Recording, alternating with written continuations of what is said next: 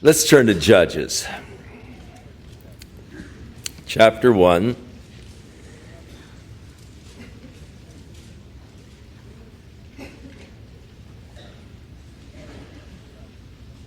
The book of Judges covers the historic period of the nation of Israel from the time of the death of Joshua to the beginning of the kings. Just how long a period of time that actually was is a matter of dispute among the scholars. But it is generally accepted that a period of time is about 300 to 400 years. There were 13 different judges that God raised up in the time of spiritual declension. As God would raise up the judge, there would be spiritual revival. During the times of spiritual declension, the nation of Israel would go into captivity. During the time of spiritual revival, God would give them victories over their enemies. And inasmuch as there were 13 judges, you see the yo-yo we're on. 13 declensions and 13 revivals. 13 periods of captivity, 13 periods of being delivered from the oppression of the enemy. But what lessons there are to be learned in the book of Judges. The book of Judges begins much like the book of Joshua. Joshua begins now after the death of Moses. The book of Judges begins now after the death of Joshua. Now, the book of Judges will in chapter 2 record the death of Joshua. So some of these, and the book of Judges is a little difficult because it doesn't follow a precise chronological order. It begins now after the death of Joshua, and then it tells you of the death of Joshua in chapter 2. So we go back and pick up a little bit of the book of Joshua, Caleb's capture of the city of Hebron and all. But basically after the death of Joshua, it came to pass that the children of Israel asked the Lord, saying, "Who shall go up for us against the Canaanites first to fight against them?" And the Lord said, "Judah shall go up. Behold, I have delivered the land into his hand." Now, how did the Lord say this? They asked the Lord, "Who shall go up first?" Joshua had led them into the conquest of the land. He had apportioned out the various territories, but they had not totally driven out the enemy. They had not yet possessed all of the territory that God had given to them. So now after the death of Joshua, let's go on and let's take the land. Who shall go up first? The Lord spoke to them through the Urim and the Thummim that was worn by the priest. And they would ask a question that could be answered yes or no. And so as they would go through, who shall go up first? Shall the tribe of Benjamin? No. The tribe of Ephraim? No. Tribe of Manasseh? No. Tribe of Judah? Yes. Will you deliver the enemies of Judah into their hands? Yes. And so they were yes and no answers by which they inquired of the Lord. Just how the yes or no was ascertained is something of speculation. We do not know for sure just what the Urim and Thummim were. The Hebrew is lights and perfections. But just what is only a matter of speculation. But somehow, by the priest, they would inquire of the Lord and get directions concerning their battles. We find David doing this quite often, seeking the counsel of the Lord as to the battles and what the outcome of the battles would be. So it was indicated by the Lord, Judah should go up first, and God has delivered the land into his hand. Now, immediately, Judah shows lack of faith, the tribe of Judah, because they said unto Simeon, his brother, "Come up with me into my lot, that we might fight against the Canaanites, and then I will go with you into your lot." So Simeon went with him. So immediately, he seeks the hand or the arm of flesh to help him. God says, "Judah, go up. I've delivered the land into his hand." And so he says to Simeon, "Come and help me." It is interesting how that so often we seek the arm of flesh for our help. God gives us a promise of victory. God gives us a promise of deliverance. And immediately we turn and rely upon the flesh, rather than relying upon the Word of God and the promises of God, and going in and claiming that which God has promised. We turn immediately to the arm of flesh for help or for strength. Judah went up. The Lord delivered the Canaanites and the Perizzites into their hand, and they slew of them in Bezek 10,000 men. Now, Bezek must have been a fairly good-sized city to have 10,000 fighting men within it. Interestingly enough, Bezek is a city that we as yet do not know where it was. There are still a lot of tells that have not been excavated in Israel. Whenever you go over to Israel, you always get the urge to get a pick and a shovel and start picking away at some of those tells.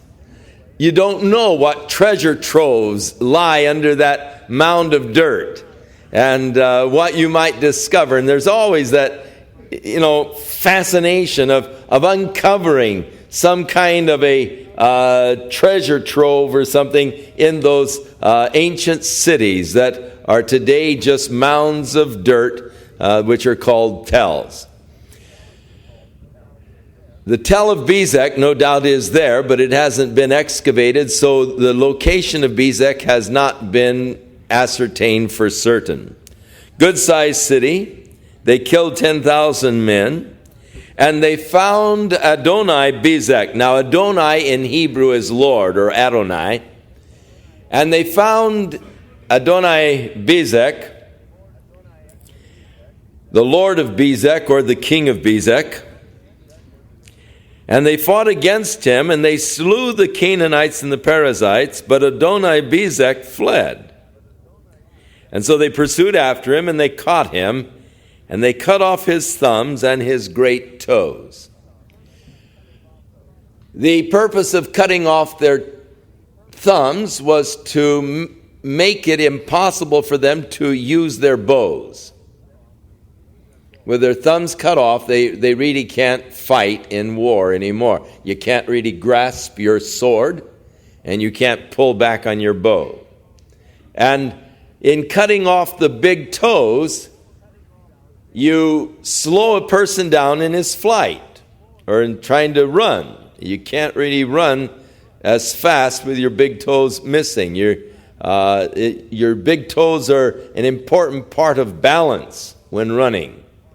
And so the purpose of taking off their thumbs and toes was to incapacitate them for battle. Adonai Bezek said, "There have been 70 kings who had their thumbs and their great toes cut off, who ate their meat at my table. As I have done, so God hath requited me." And they brought him to Jerusalem, and there he died. So Adoni-Bezek was not an innocent man. What had been done to him, he had done to 70 people or kings in past times. There's an interesting law of God. Paul says, "Be not deceived, God is not mocked. For whatsoever a man soweth, that shall he also reap." We reap in kind. This is a basic law of God that he established to keep order in the universe. Our whole world would be a chaotic mess if this law were not established by God. Whatever a man sows, that shall he also reap. You sow corn seed, you will reap corn. You plant the wheat seed, you'll reap wheat. Barley seeds will produce barley. Part of God's order. Think of the chaos if it wasn't so. The farming industry would be totally catastrophic if this law of God had not been established. Whatsoever a man sows, that shall he also reap. Now, we understand the law in the physical world around us, but that law also holds in the spiritual world. He that sows to the flesh shall of the flesh reap corruption. But he that sows to the Spirit shall of the Spirit reap life everlasting. I believe that in the world in which we are living today, it is extremely difficult not to sow to the flesh. Television makes sowing to the flesh such a simple, easy thing. It's so easy to just flip on the TV and get involved in some drama or some mystery or some program that just really has no spiritual value at all. It doesn't minister to your spirit at all. In fact, it ministers to your flesh. It's exciting. They always have the chase. The fancy driving, the spinning around, the shooting, the tires, and you're into it. That's not really of the Spirit, though. Doesn't feed your spirit at all. It only feeds the flesh.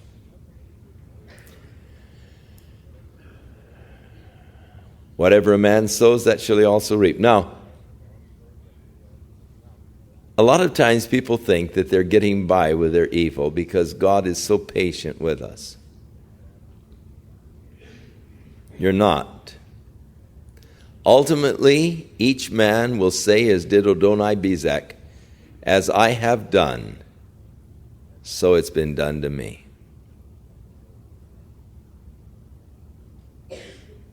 You can't escape it. It's a law of God. But the law of God doesn't need to be a terror. It is a blessing if you are sowing to the Spirit, and if you are sowing love, kindness, mercy, then you will reap love, kindness, mercy. So people say, you're going to reap what you sow, shudder, shudder. No. It's only if you're sowing rotten seed that you need to shudder. If you're sowing anger and jealousy and strife and malice and all, then you better shudder. It's going to come back to you. But if you're sowing kindness, gentleness, peace, then you're going to reap. Man reaps in kind, the law of God, inescapable law of God, which should be to us a strong impetus to sow unto the Spirit and unto righteousness. Now the children of Judah had fought against Jerusalem and had taken it. And they had smitten it with the edge of the sword, and they set the city on fire. They conquered the city. However, interestingly enough, they didn't drive out the inhabitants of the cities, the Jebusites. They allowed them to stay there. They didn't destroy them. And the net result was that ultimately the Jebusites took again the control of the city, and they were able to control it up until the time of David. Living among the tribe of Judah, though the city had once been taken because they did not obey the law of God and utterly destroy the enemy, allowing them to remain, Jerusalem again came under the control of the Jebusites until David. So they took the city of Jerusalem, set it on fire. Afterwards, the children of Judah went down to fight against the Canaanites that dwelled in the mountain and in the south and in the valleys. And Judah went against the Canaanites that dwelt in Hebron. Now the name of Hebron before was Kirjath Arba. And they slew the 3 giants. And from there they went against the inhabitants of Debir. And the name of Debir before was Kirjath Zephyr.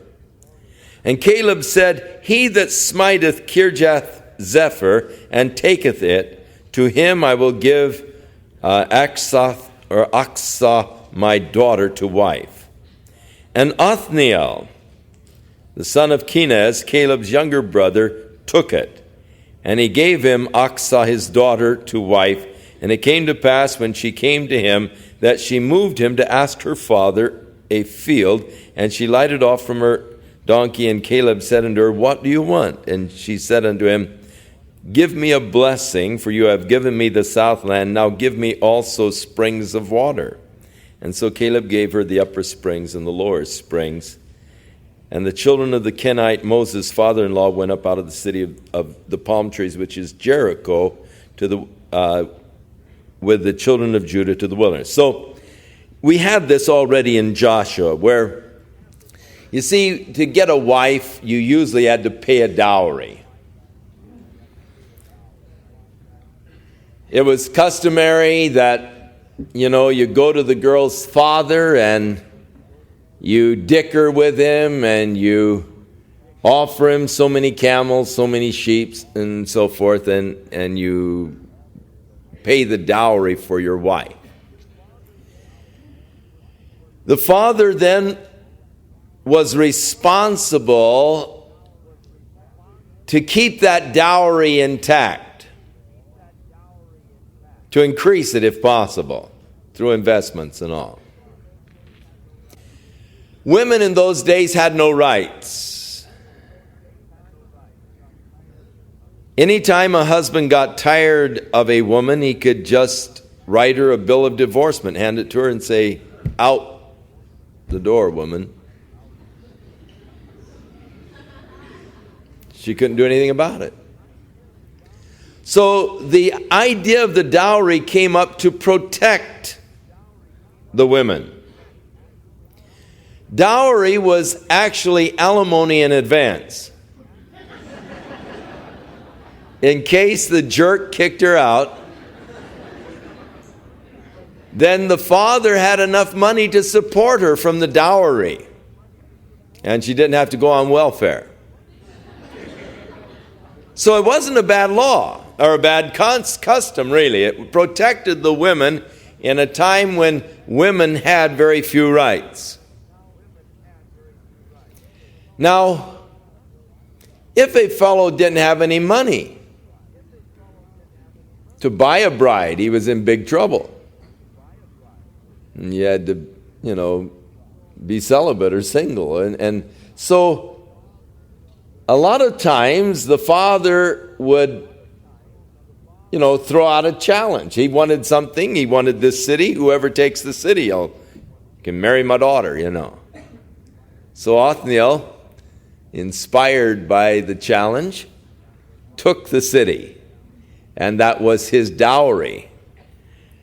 And so Caleb gave his daughter a field, and so she said to Othniel, hey, ask my dad to give us, some springs also so we can water the fields. And he evidently didn't want to ask Caleb for anything, so she came to him. Well, you don't want to ask my dad? I will.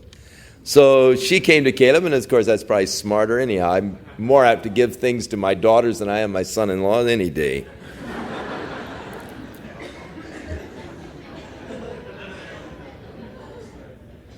And so she came to her dad, and he says, what do you want, honey? And she said, well, you gave us the field, but how about giving us some springs? And he says, sure, take the upper spring and the lower spring. So the gift of Caleb to his daughter. Now, the children of the Kenite, Moses' father-in-law. You remember Moses asked his brother-in-law to go with him because you guys are desert-wise. You know how to find water. You know how to track. You know how to survive in the desert. And Hobab says, no, we don't want to go with you. You guys have got a rough time ahead of you. But evidently, they changed their mind and came because they are still with the children of Israel at this point. They were in the city of palm trees, which is the city of Jericho.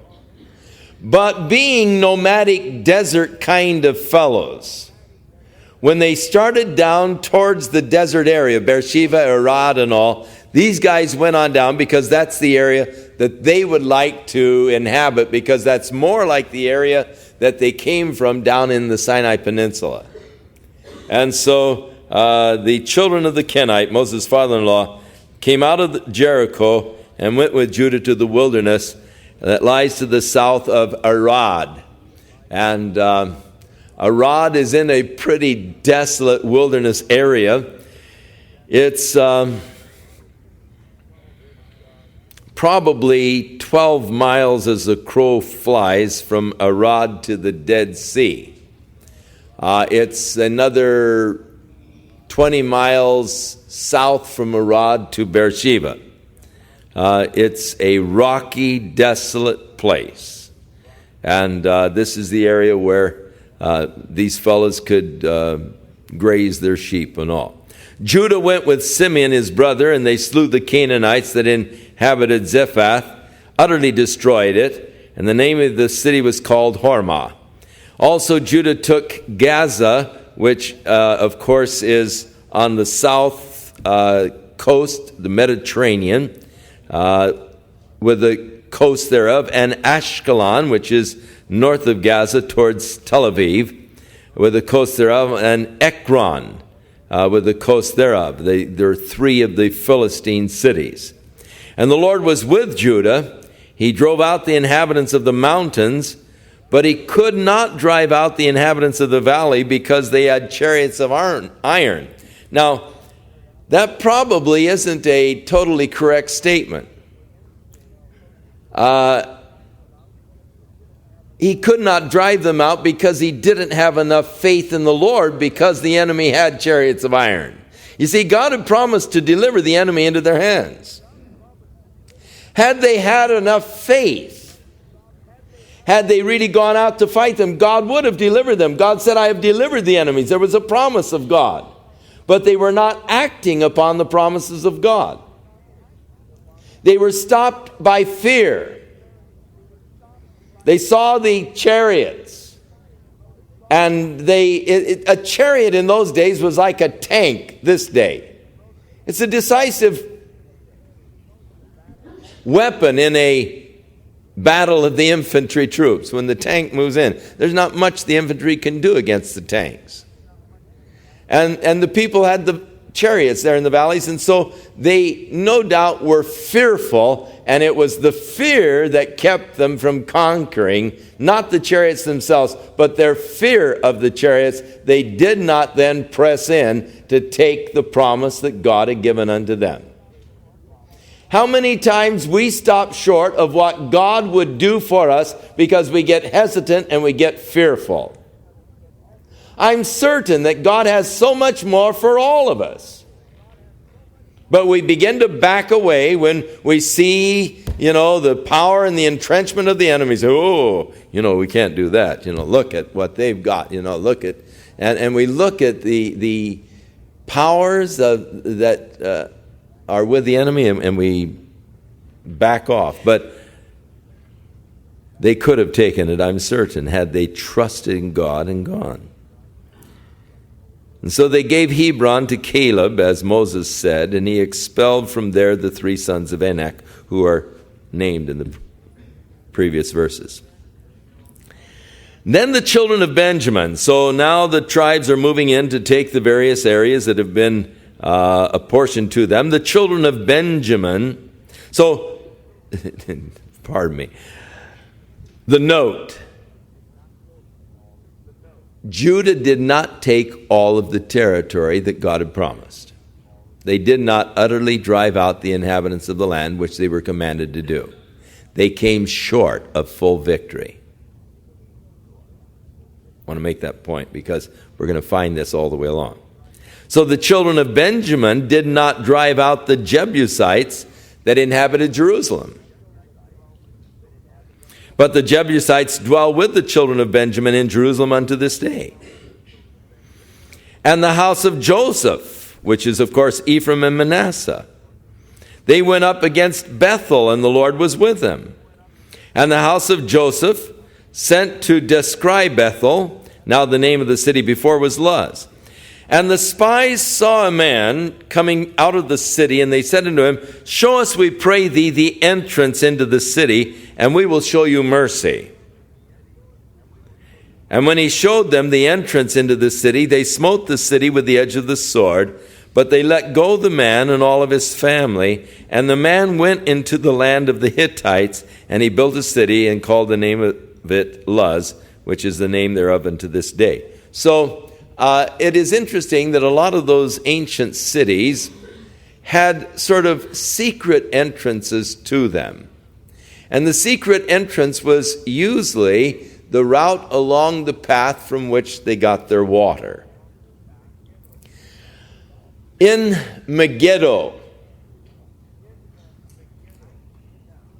you can hike down into the area of the springs from which Megiddo once got its water supplies. Knowing that there was an invading enemy coming, they dug this tunnel through the rock from within the city to the springs. And then the water from the spring came through this rock tunnel to sort of a well. And they sealed up on the outside with rocks the entrance to the spring from the outside of the city, and they made this tunnel through the rocks within the city so that they still had their water supply, though the city was besieged. In Jerusalem, you have the very same thing at the spring of Gihon. When Hezekiah knew that the Assyrian army was coming, because the spring of Gihon was outside of the city walls, they started to dig a tunnel through the rock from Gihon in under the city walls to the pool of Siloam. Other diggers started at the pool of Siloam and digging through solid rock some 1,700 feet. They finally met up with the tunnels. And it's possible to go through that tunnel, wading through the water out of the spring of Gihon, and to go through that dark tunnel from the spring of Gihon to the pool of Siloam, which was dug in order to make a water supply within the wall of the city of Jerusalem, so that when the city is besieged, you're not driven out because of your lack of water. And then you cover over the outside of the spring. You disguise it. But usually there was that secret entrance. And so they got hold of this guy and they said, Look, show us the entrance to the city and we won't kill you, and your family. And so he showed him the secret entrance to Bethel. And they conquered the city, but they left the guy alive, who moved out and built another city, named it after the city of Luz, which was the name of Bethel before it became Bethel. Neither did Manasseh, so that's the tribe of Benjamin, the tribe of Ephraim, but neither did Manasseh drive out the inhabitants of Beth Shean. Beth Shean is north of Mount Gilboa. Fabulous ruins at Beth Shean today. In fact, they're doing a lot of excavation right now at Beth Shean. They've just uncovered a huge theater. The amphitheater in Beth Shean is actually much like the amphitheater in Caesarea. But right next to the amphitheater, they've just uncovered a beautiful theater that goes back to the Roman period. Beth Shean is the place where the Philistines hung Saul on the wall after they killed him. And it's today a modern Israel village, but the ruins are quite spectacular in Beth Shean. And so this city dates way on back to the time of Joshua and all.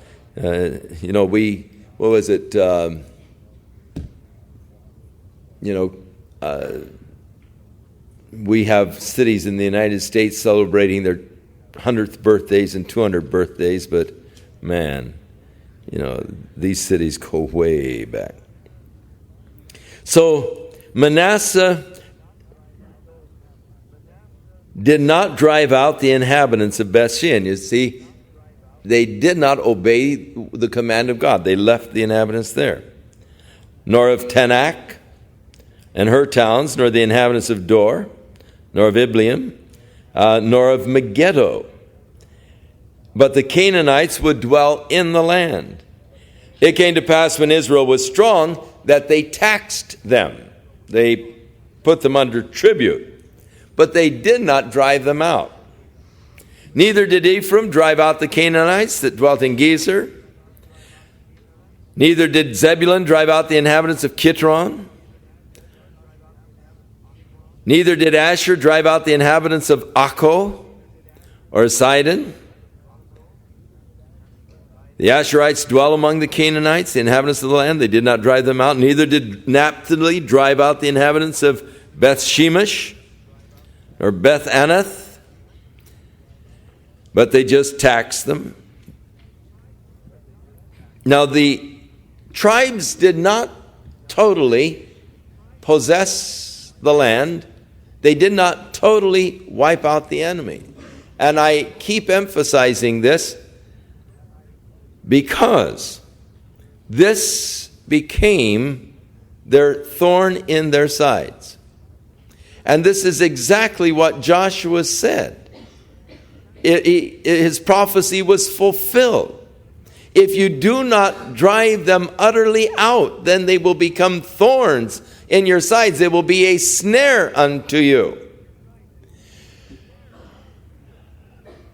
We are talking in a spiritual sense now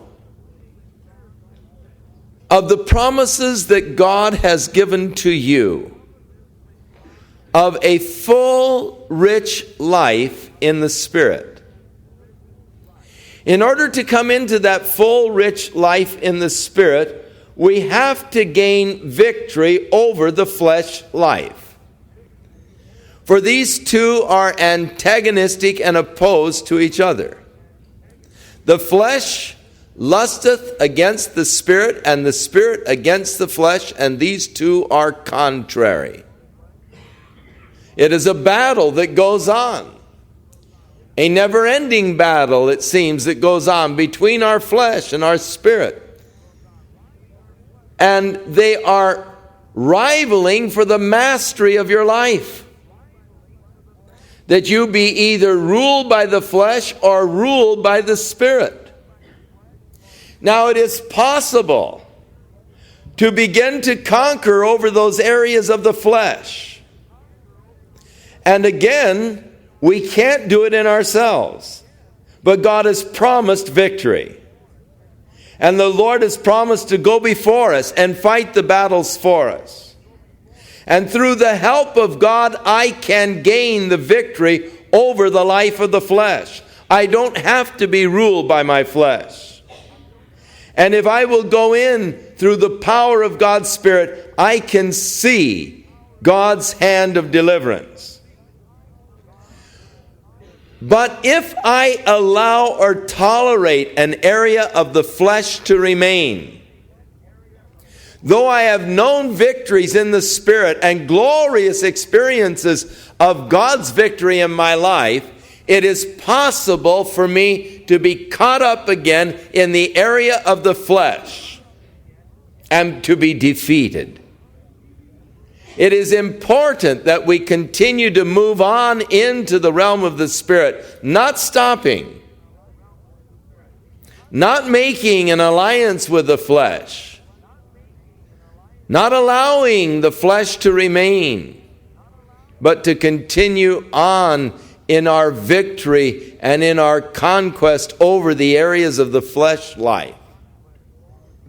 It's a never-ending battle. As long as I'm living in this body, I'm going to be problemed with my flesh. But thank God I don't have to be ruled by my flesh. And God doesn't want me to be ruled by my flesh.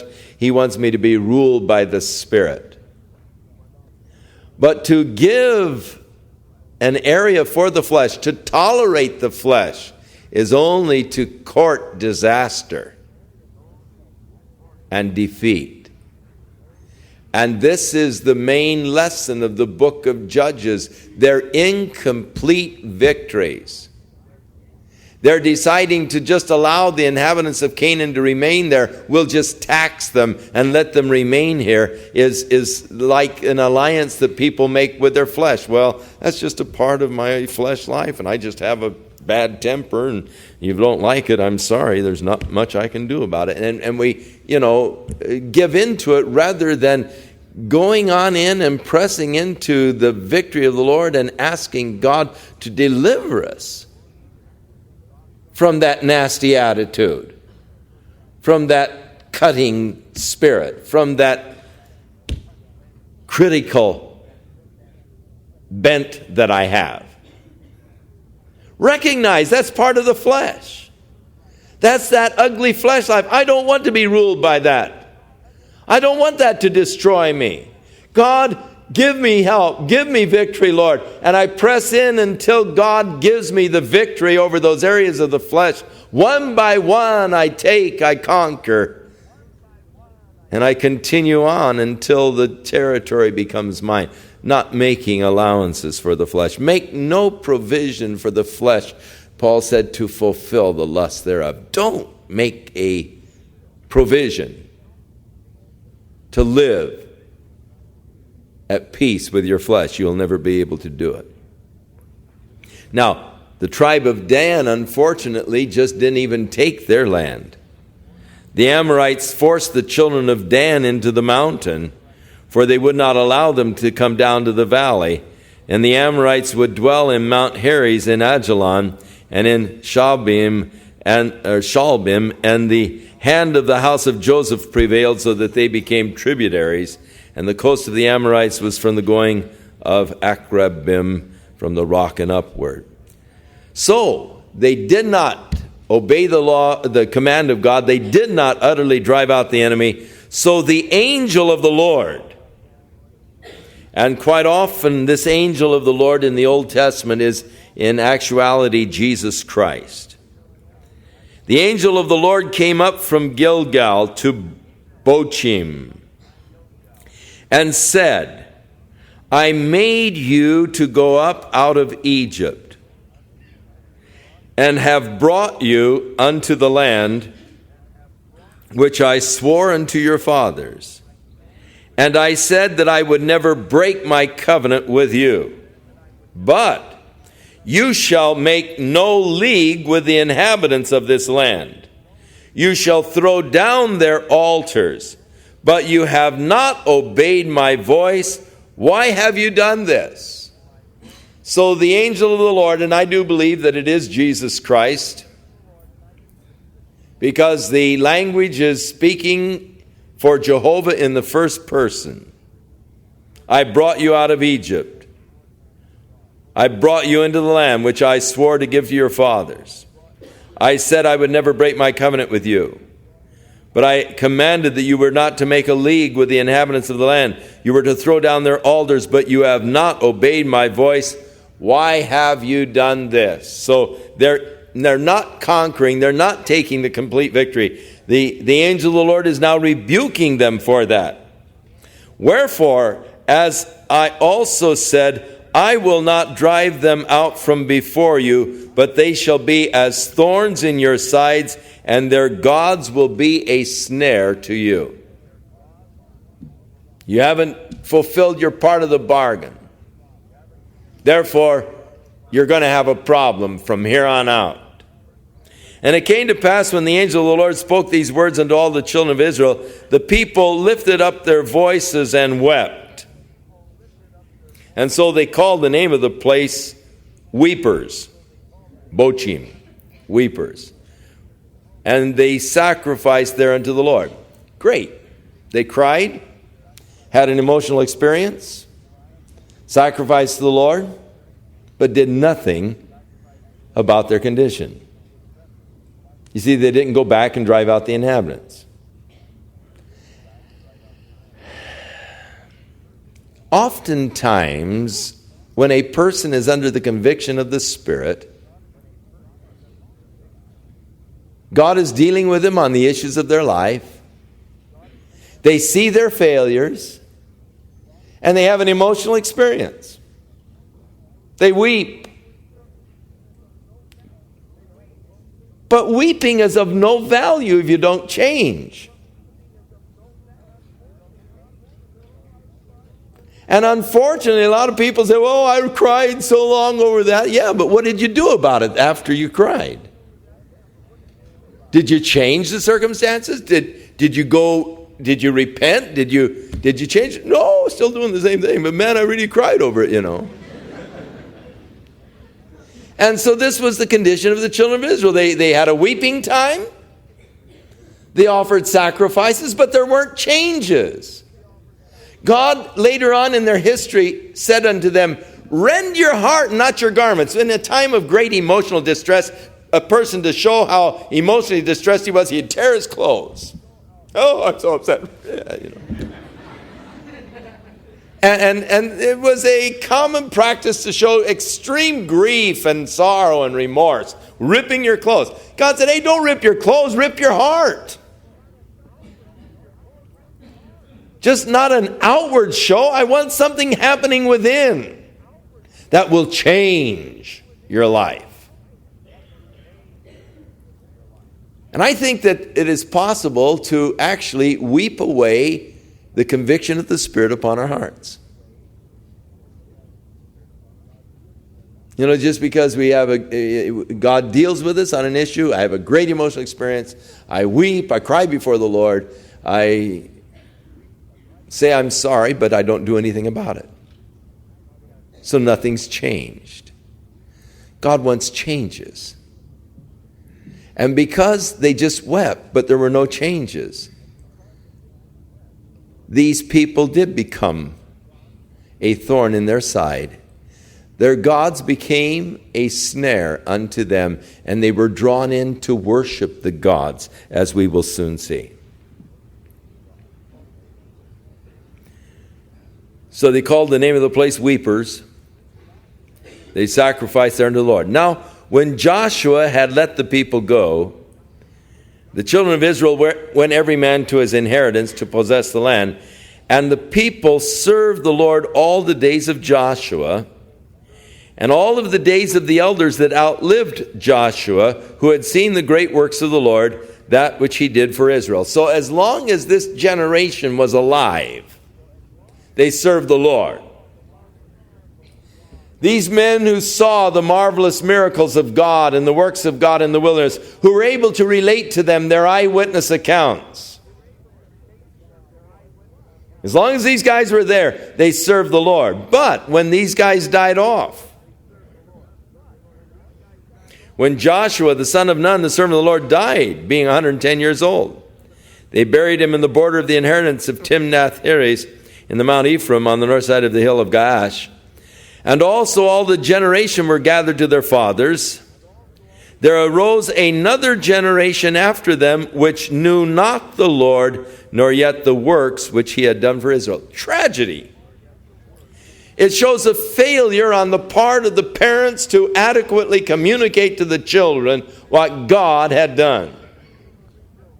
Now, God said that you were to gather the children, rehearse it in their ears. They had all kinds of memorials. The pile of stones down near Gilgal next to the Jordan River. In time to come when your children say, "Hey, Dad, what's that big pile of stones there?"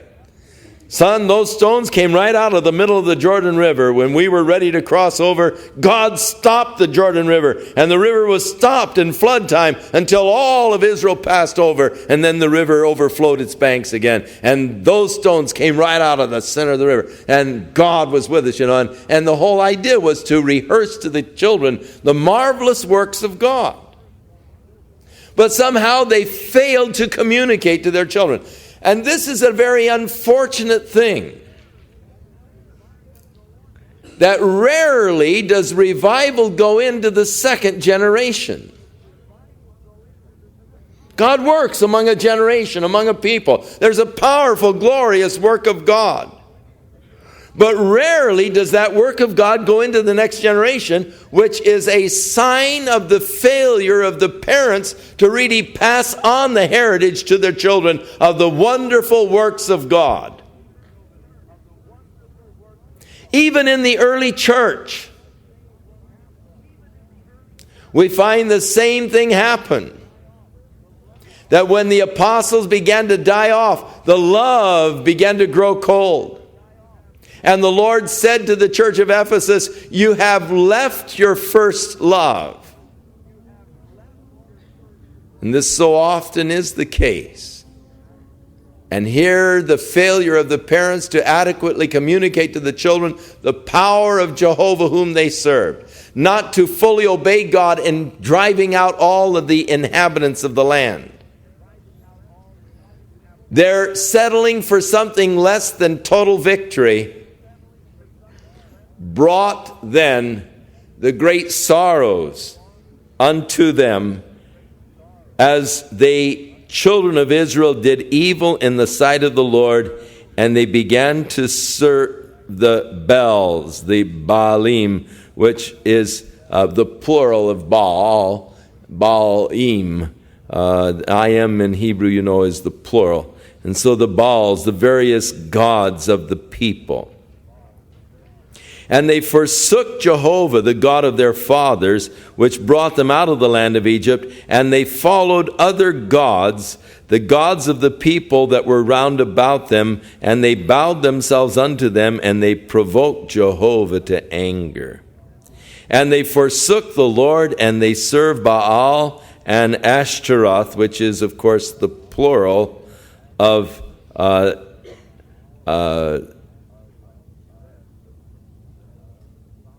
Ashtoreth, which was the goddess of the Ephesians. And so they began to worship these male and female deities of the people of the land that they had conquered. Tragic, isn't it? It didn't go into the next generation. Somehow there was a failure of the transmitting of God's power. And the anger of the Lord was hot against Israel. He delivered them into the hands of the spoilers that spoiled them, and he sold them into the hands of their enemies round about, so they could not any longer stand before their enemies. They deserted God, God deserted them. And whithersoever they went out, the hand of the Lord was against them for evil, as the Lord had said, and the Lord had sworn unto them, and they were greatly distressed. Nevertheless, the Lord raised up judges, which delivered them out of the hand of those that spoiled them. And yet they would not hearken unto the judges, but they went a-whoring after other gods, and bowed themselves unto them, and they turned quickly out of the way which their fathers walked in, obeying the commandments of the Lord, but they did not so. And when the Lord raised up judges, Then the Lord was with the judge and delivered them out of the hand of the enemies all the days of the judge, for it repented the Lord because of their groanings by reason of them that oppressed them and vexed them. And it came to pass when the judge was dead, that they returned and corrupted themselves more than their fathers in following other gods to serve them and to bow down unto them. And they ceased not from their own doings, nor from their stubborn way. So the tragic story of these people is, and this is sort of the prologue now to the book. This is giving you a view into what we're going to be looking at as we cover this sad period of history where they would go into the worship of the false gods. God would deliver them into the hands of their enemies.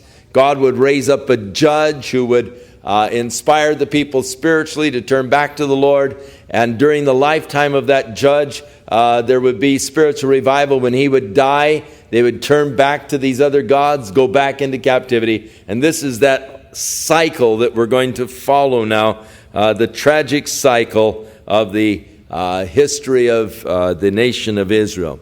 And so the anger of the Lord was hot against Israel. He said, because these people have transgressed my covenant, which I commanded their fathers, they've not hearkened unto my voice, I also will not henceforth drive out any from before them of the nations which Joshua left when he died. Okay? You know, I'm through. I'm not going to drive out anymore. You've disobeyed. You've broken the covenant. And so God withdraws his support and his strength, that through them they might be tested, whether they will keep the way of the Lord to walk therein as their fathers did keep it or not. Therefore the Lord left those nations without driving them out hastily, and neither did he deliver them into the hand of Joshua. So the prologue now, we start with the chapter 3, the first apostasy and the servitude, the first judge and the second apostasy and the second judge. And we've got some pretty gory stories in chapter 3 when Eglon gets his message from the Lord. But we'll take chapter 3 next week and chapter 4, and we're just not moving as fast as I was hoping to, but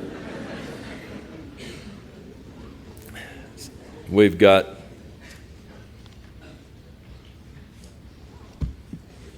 plenty of time. What did you learn tonight? Total victory. No compromise with the flesh. Let's live completely after the Spirit. Whatever we sow, we're going to reap. As we have done, so it will be requited unto us by God. And so let us make sure that we're sowing the seeds of love, mercy, goodness, that we might reap the same. God bless you. Give you a glorious week as you walk in fellowship with the Lord, and may God lead you into victory over those areas of the flesh that have held sway in your life for so long. Don't make a covenant with your flesh. Don't decide that you're just going to have to live with certain characteristics of your flesh. Though you've been troubled for a long time, and though you've tried so hard, turn it over and let God help you. And claim the victory through the power of God's Spirit. And begin to walk fully after the Spirit. That rich, full, abundant life that God wants you to know as you walk in fellowship with Jesus our Lord. So may it be a beautiful week. May you experience His presence, His love, His power working in your life. In Jesus' name.